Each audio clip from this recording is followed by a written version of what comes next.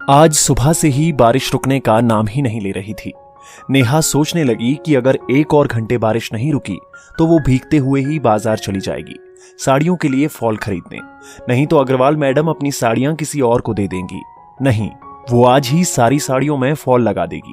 बाजार से आते ही उसने काम निपटाया और साड़ियां जमा करके अपना मेहनताना लेकर दुकान से बाहर आई। बाहर हल्की हल्की धूप निकल चुकी थी। आते ही देखा तो 1:30 बज चुके थे। बच्चों के स्कूल से आने का समय हो चुका था। उसने जल्दी जल्दी सब्जी बघारी और चावल का कुकर गैस पर चढ़ाया। आटा गूंथ ही रही थी कि बच्चे घर आ गए और मम्मी मम्मी चिल्लाने लगे। नेहा ने जल्द ही गरम गरम रोटी सेंकी, बच्चों को खाना खिलाया और तैयार करके ट्यूशन छोड़ने गई। लौटते समय उसको अपनी पुरानी सहेली महिमा दिखी। वो टमाटर खरीद रही थी। नेहा उसके करीब जाकर खड़ी हो गई। महिमा पलटी तो वो नेहा को देखकर चौंक गई। नेहा ने कहा, कैसी है तू?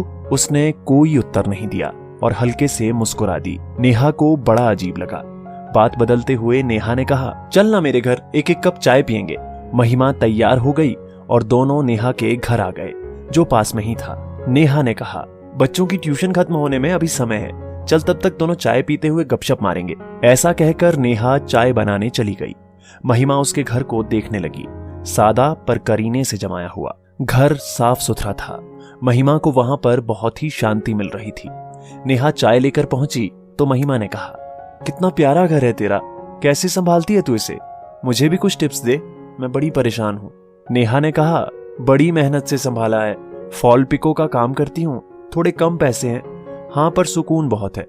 और सुना, तेरे क्या हाल चाल है? तेरी शादी तो बहुत रईस परिवार में हुई है ना, तू तो राज कर रही होगी। महिमा ने कहा, नहीं ऐसी कोई बात नहीं है, शादी के समय बड़ा घर था, बिजनेस भी अच्छा था, पर अब बंटवारा हो चुका है। मेरे पति को बिजनेस में बहुत घाटा हुआ, मेरे पति उदास रहते हैं, मैं समझ नहीं पा रही क्या करूं। नेहा ने कहा, तू तो एमकॉम है, अपने पति के बिजनेस में हाथ बटा।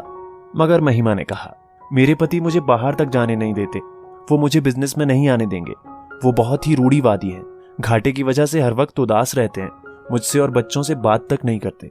नेहा ने पूछा, तेरा किसका बिजनेस है? उसने कहा, हमारा बेकरी का बिजनेस है। तो नेहा ने कहा, तू अपने घर से ही बिजनेस चला, अपने सर्कल के लोगों को, अपनी सहेलियों को बेकरी आइटम की घर पहुंच सेवा दे, इससे तेरे पति को कोई परेशानी नहीं होगी। महिमा ने कहा, कोशिश करती हूँ, शायद मान जाए, लेकिन एक बात और पूछनी है, मेरा घर तेरे जैसा क्यों नहीं रहता? मैं हर समय कामों से भरी हुई परेशान रहती हूँ और बच्चे भी कहना नहीं मानते। इस पर नेहा ने कहा, इसमें किसी की कोई गलती नहीं, बच्चे वही करते हैं जो बड़ों को करता हुआ देखते हैं। तुम्हारे घर में अभी अशांति फैली हुई है, ये सब उसी का ही परिणाम है।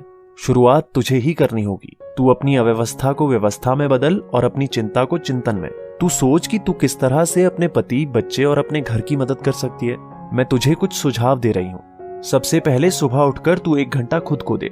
इस पूरे 1 घंटे में अपनी शरीर की सेहत के लिए कुछ एक्सरसाइज, योगा, प्राणायाम और ध्यान कर। अगर तू तंदुरुस्त रहेगी तभी तो अपने घर की देखभाल अच्छे से कर सकेगी।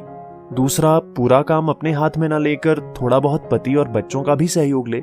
उन्हें जिम्मेदारी समझ में आएगी, तभी वे अपना घर साफ रखने में तेरी मदद करेंगे।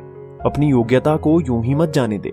अपने पति से विनम्रता से इस बारे में बात कर कि मैं घर में ही रहकर आपके बिजनेस में कुछ सहयोग कर सकती हूँ। इसमें अपने बच्चों के ग्रुप में, तेरी सहेलियों के ग्रुप में और तेरे मोहल्ले में सारे लोगों को व्हाट्सएप के माध्यम से बेकरी मटेरियल की शुद्धता, विश्वसनीयता और कीमत की जानकारी दे। घर पहुंच सेवा मुफ्त उपलब्ध करवा। महिमा ने धन्यवाद कहते हुए कहा, अच्छा हुआ मैं आज तुझसे मिली, शायद इस तरह से मैं अपने लड़खड़ाते परिवार को संभाल सकूं। और साथ ही नेहा से बोला, प्लीज तू भी मेरे बिजनेस में मेरा साथ दे, तभी मैं ये कोशिश कर पाऊंगी। नेहा ने हामी भरी। महिमा ने अपने पति से इस बारे में बात की। उसके पति को इस बात से कोई एतराज नहीं था अगर वो घर में रहकर ही कुछ करे, और उन्होंने दुकान से कुछ माल घर में भिजवा लिया। महिमा ने फोन करके नेहा को घर बुलवाया। दोनों सहेलियों ने सारे सामानों की लिस्ट बनाकर उसके दाम तय किए और व्हाट्सएप ग्रुप में उन सामानों और उसकी कीमत को शेयर किया और अपना एड्रेस भी दिया। 2 दिनों में ही काफी रिस्पॉन्स मिला। समय के अनुसार बिक्री बढ़ने लगी, मुनाफा भी होने लगा। महिमा ने नेहा को इस काम में 30% का हकदार बनाया और दोनों ने मिलकर घर के सामने ही बेकरी स्टोर खोल लिया। नेहा ने महिमा से कहा, अब हम कुछ लोन बैंक से लेकर महिला गृह उद्योग खोलेंगे। और उन्होंने कच्चा माल मंगवाया।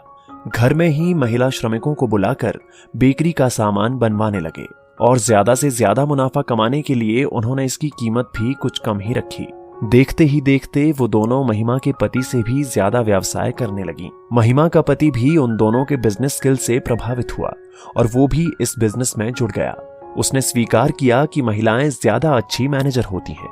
ऐसा नहीं है कि वो केवल घर ही संभाल पाती हैं, बल्कि उतना अच्छा व्यवसाय भी संभाल सकती हैं। हर क्षेत्र में उनका मैनेजमेंट बढ़िया होता है। नेहा ने महिमा के पति से कहा, भाई साहब, हम महिलाओं की मैनेजमेंट की तारीफ तो हमारे प्रधानमंत्री श्री नरेंद्र मोदी जी ने भी की है। आप हम पर विश्वास करके तो देखिए। हम महिलाएं कमजोरी नहीं, ताकत हैं अपने परिवार की।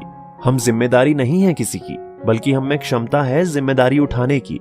हमारे देश की जनसंख्या में 50% महिलाएं हैं जो किसी न किसी वजह से घर में ही कैद हैं। साथ में कैद है उनकी क्षमता, उनकी आकांक्षा और उनकी उड़ान। महिमा के पति ने भी अपनी गलती मानी और महिमा से माफी मांगते हुए उसे भरोसा दिलाया कि वो अपनी बेटी को ऊंची उड़ान भरने देंगे, उसके सपनों में रंग भरने देंगे, ताकि वो भी अपने पैरों पर खड़ी होके अपने अस्तित्व को एक स्वतंत्र पहचान भी दे सके।